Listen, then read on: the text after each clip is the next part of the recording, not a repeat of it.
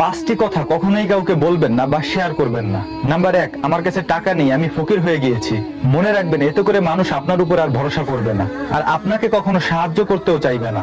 মানুষ আজকাল তাদেরকেই সাহায্য করে যাদের টাকা আছে। নাম্বার 2, আপনার স্ত্রী বা আপনার প্রিয়জনরা যদি আপনার সাথে খারাপ আচরণ করে, তাহলে সেই কথা মজা করেও কারো কাছে বলবেন না। কারণ হচ্ছে মানুষ এটা মনে করে তার স্ত্রী বা তার প্রিয়জনরাই তাকে সম্মান করে না, আমরা তাকে কি সম্মান করব। নাম্বার 3, আপনি যদি রেগে থাকেন সেটা কখনোই মুখে বলবেন না, তাহলে মানুষ সেটাকে ঢং বা অভিনয় মনে করবে। নাম্বার 4, আপনার ফিউচার প্ল্যান কি? আপনি ভবিষ্যতে কি করতে যাচ্ছেন বা কি করতে চাচ্ছেন, টাকা কিভাবে ইনকাম করবেন, কি প্ল্যান করেছেন, এগুলি কখনোই কারোর সাথে শেয়ার করবেন না।